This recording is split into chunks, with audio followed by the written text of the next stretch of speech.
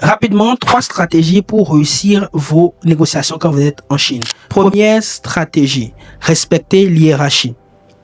La Chine est un pays où l'hiérarchie est très importante.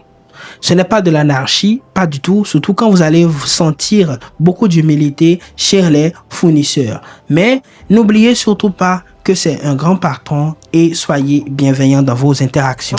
Deuxième stratégie, le dîner. Les Chinois privilégient beaucoup ces moments où vous allez manger et boire ensemble.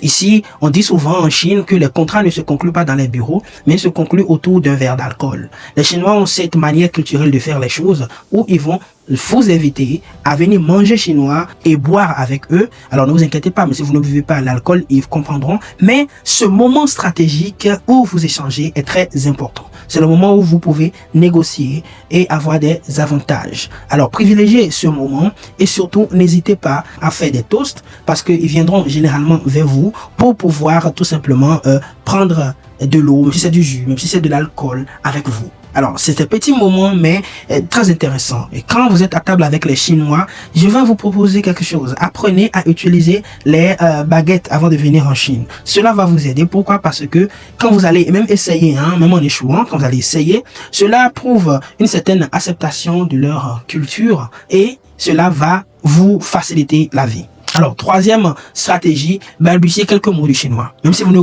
parlez pas chinois, c'est pas grave, mais quelques mots simplement peuvent vous aider. Alors, je vais rapidement vous enseigner 2-3 mots, ok? Le premier mot, ni hao. Ni hao, ce qui veut dire tout simplement salut, ok?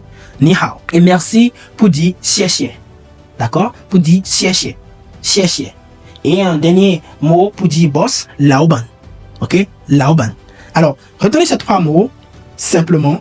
Et essayez de le balbutier quand vous êtes en Chine, surtout quand vous êtes avec les Chinois, en table ou quelque part en négociant. Essayez d'utiliser ces 2-3 mots que je viens de vous enseigner et vous allez voir qu'il y aura une certaine ouverture dans la communication.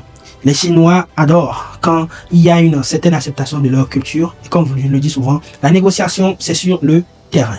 Alors, si vous voulez comprendre beaucoup de subtilités par rapport à la Chine, j'organise des lives exceptionnels. Vas-y maintenant, inscris-toi, on se dit à tout à l'heure.